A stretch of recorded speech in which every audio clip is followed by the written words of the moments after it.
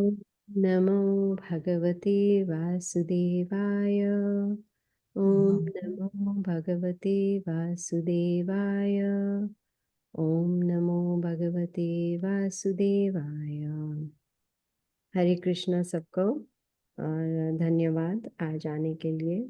हम अपना कंटिन्यू कर रहे हैं। पिछले हफ्ते नहीं, पिछले क्लास में हमने गोवर्धन पर्वत की पूजा के बारे में सुना था। तो आज की जो लीला है उसमें हम देखेंगे कि किस प्रकार से भगवान श्री कृष्ण गोवर्धन पर्वत को अपनी छोटी सी उंगली में उठाते हैं। तो जब इंद्र ने देखा कि जो ब्रजवासी हैं उन्होंने इंद्र पूजा को रोक दिया था, और जो भी सामग्री थी उससे उन्होंने गोवर्धन की पूजा करनी शुरू कर दी, तो इस बात से इंद्र को बहुत क्रोध आया। और वो कहने लगे कि ये जो ब्रजवासी हैं, समृद्धि के कारण ये नशे में हैं। एक साधारण सा बालक, कृष्ण के बारे में बात कर रहे थे कि ये एक साधारण सा बालक को ये भगवान मान बैठे हैं, और इन्होंने मेरे प्रति अपराध किया है क्योंकि इन्होंने मेरी पूजा बंद करा दी है। और ऐसा लगता है जैसे ये जो छोटा बालक है कृष्ण, ये अपने आप को बहुत बुद्धिमान समझता है। परंतु ये तो मूर्ख है और बड़ा बातूनी भी है, और लगता है कि ये अहंकार में चकनाचूर हो गया है। और इस अहंकार के कारण उसने मेरे प्रति अपराध कर दिया है। तो ये जो साधारण बालक है कृष्ण, ये बहुत ही उद्दंड है। इसने मेरी पूजा रुकवाई, मैं इंद्र हूँ, स्वर्ग लोक का इंद्र, और उसने मेरी पूजा रुकवा दी। लगता है इसे बहुत ही अहंकार है, और मैं इसके अहंकार का चकनाचूर करूंगा। तब उन्होंने, अब उनका जो एक बादल है जिसका नाम है सामवर्त का बादल, उसको आदेश दिया कि आप जाओ, ब्रज में जाओ, और ये जितने भी ब्रजवासी हैं, ये जो अहंकार के कारण पागल हो गए हैं ना, इनको जाके इतना सताओ कि इनका अहंकार टूट जाए। इनके जो जानवर हैं उनको भी नष्ट कर दो, जानवरों को भी मत छोड़ो, और तुम जाओ, और तुम्हारे पीछे पीछे मैं भी आऊंगा अपने हाथी ऐरावत के ऊपर बैठ के, और अपने साथ में वायु देवता को भी लेके आऊंगा। क्योंकि जब ज्यादा तेज हवा चलेगी तो और ज्यादा नुकसान होगा। तो उन्होंने कहा जाओ और संपूर्ण ब्रज को आप नष्ट कर दो, चाहे वहां के ब्रजवासी हो, पक्षी पक्षी हो, पशु हो, जो भी हो, सबको नष्ट कर दो।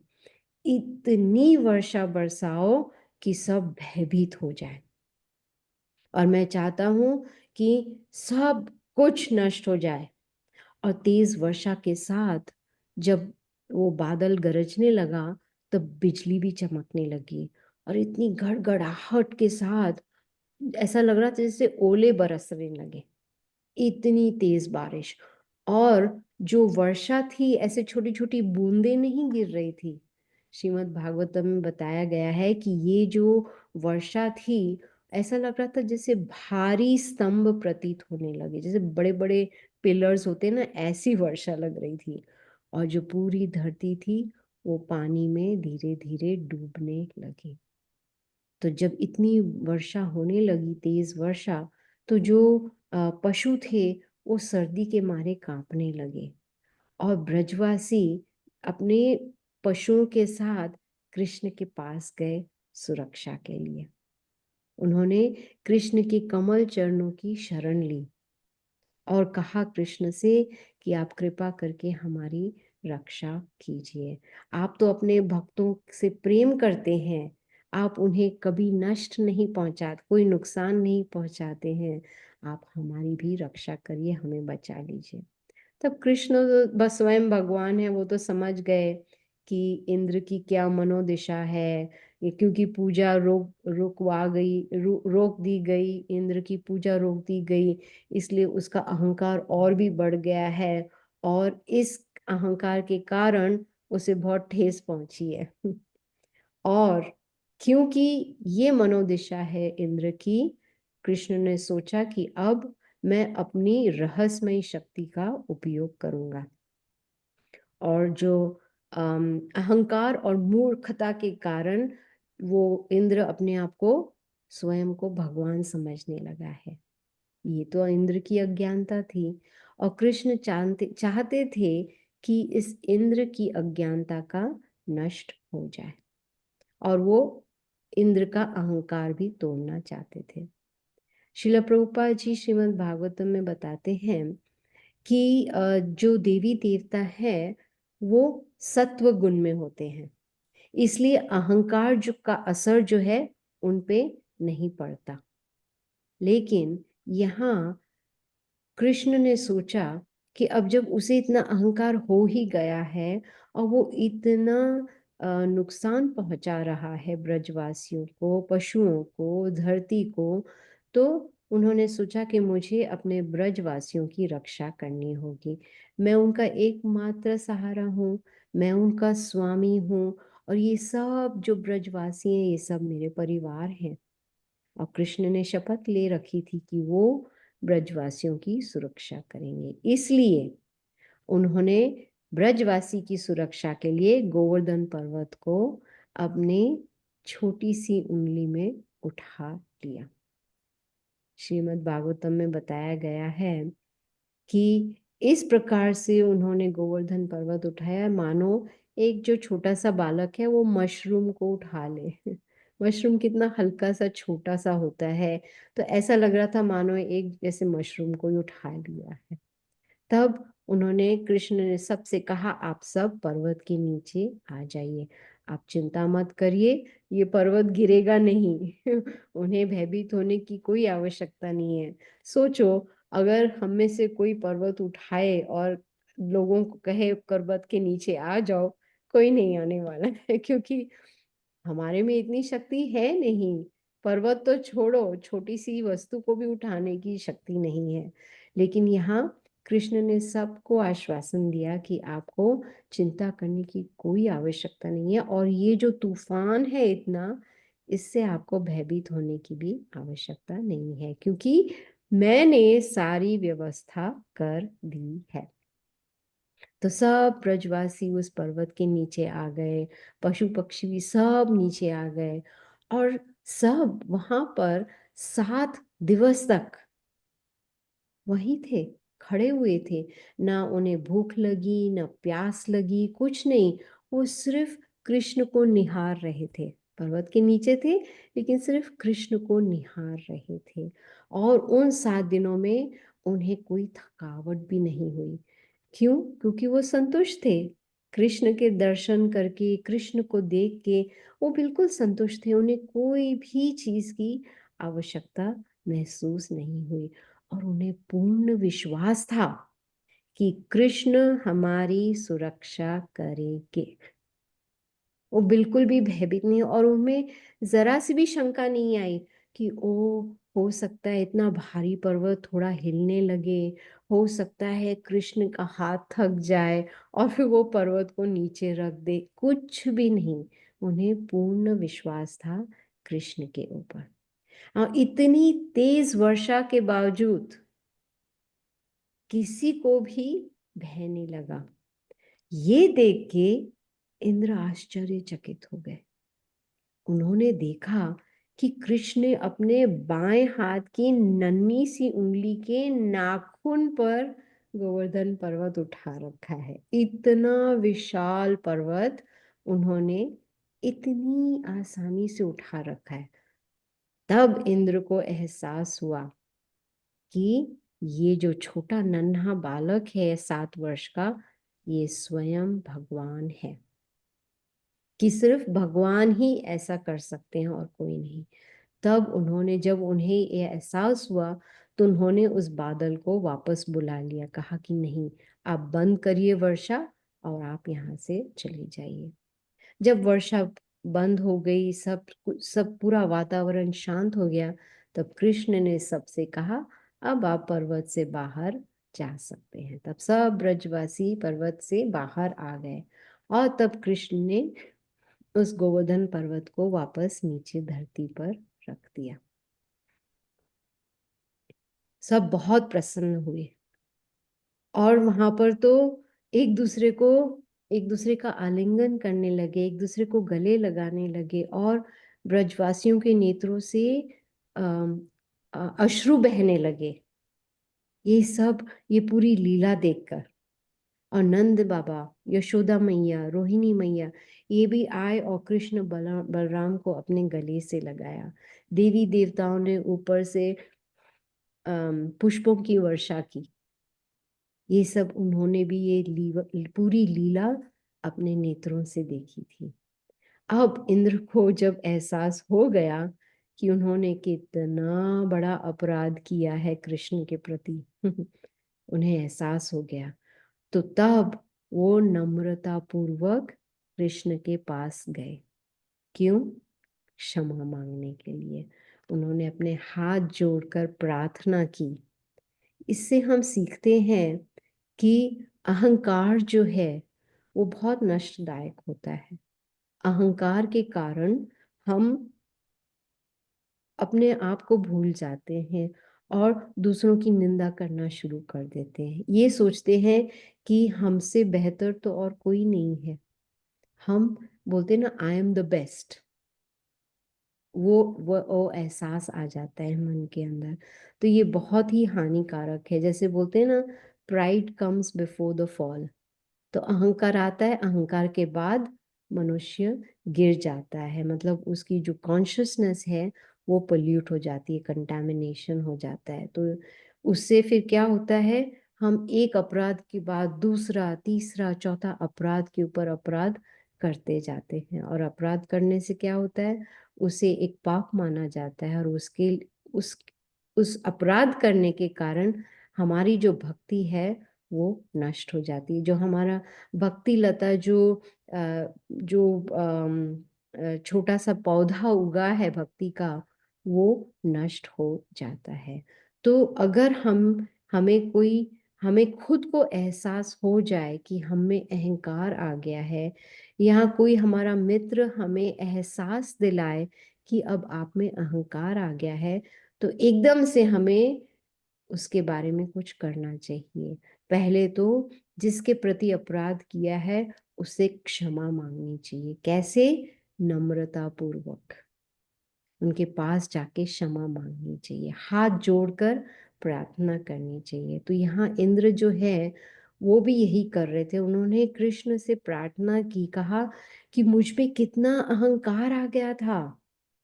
मुझे लगा कि ये जो इंद्र पूजा हर वर्ष की जाती है, इस वर्ष क्यों रोक दी गई। और क्योंकि मेरी पूजा रोक दी गई तो मुझे लगा कि ये जो यज्ञ में मेरा भाग है वो मुझे अब प्राप्त नहीं होगा।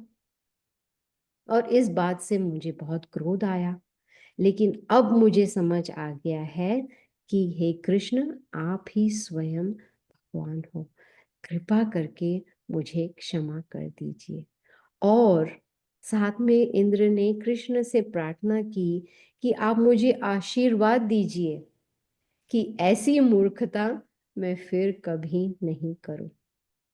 हमने अपने जिंदगी में कितनी बार गलतियां की है, कितनी बार वही गलती दोहराई है, फिर दोहराते रहते हैं, उससे हम कुछ सीखते नहीं हैं।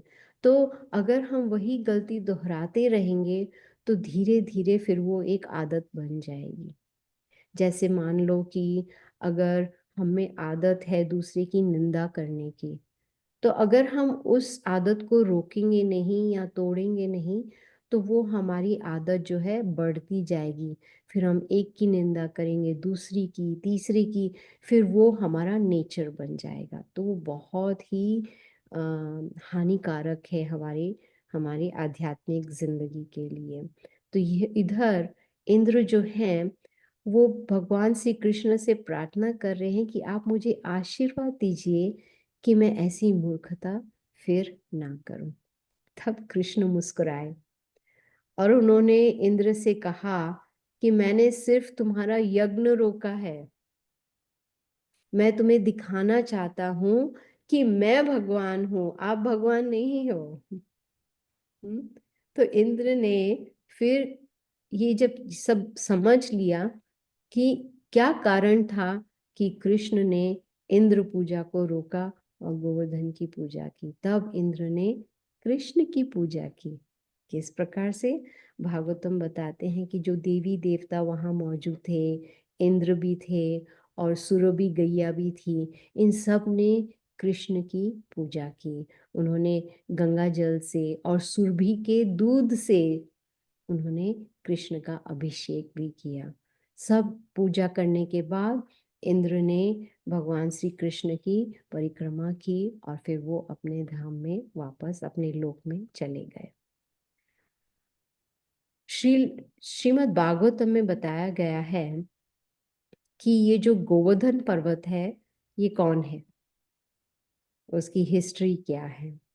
तो बताया गया है कि एक ऋषि थे द्रोणाचल, और इस द्रोणाचल के शरीर में से उत्पन्न हुए थे गोवर्धन पर्वत। और ये जो गोवर्धन पर्वत, उनका आकार मोर का आकार है, जैसे देखो तो ऐसा लगेगा कोई मोर है, इतना सुंदर है।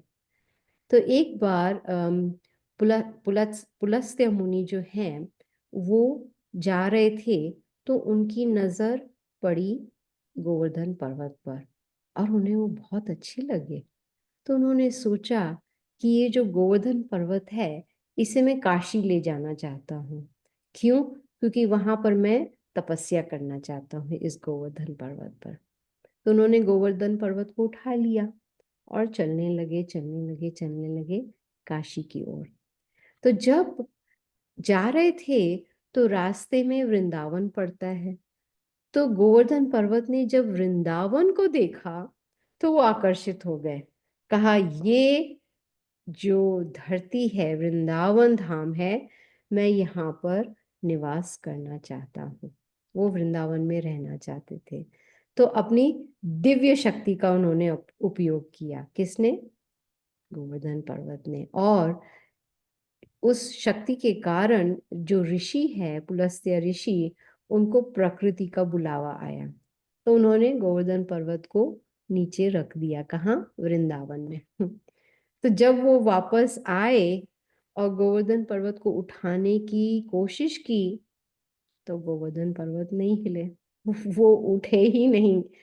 तब ऋषि को बहुत क्रोध आया और उन्होंने गोवर्धन पर्वत को श्राप दिया कि क्योंकि आप मेरे साथ काशी नहीं चल रहे हो, इसलिए मैं आपको श्राप देता हूं कि हर दिवस आप एक सरसों का जो बीज होता है ना, एक छोटा सा मस्टर्ड सीड, आप एक सरसों के बीज जितना सिकुड़ जाओगे, मतलब कम हो जाओगे।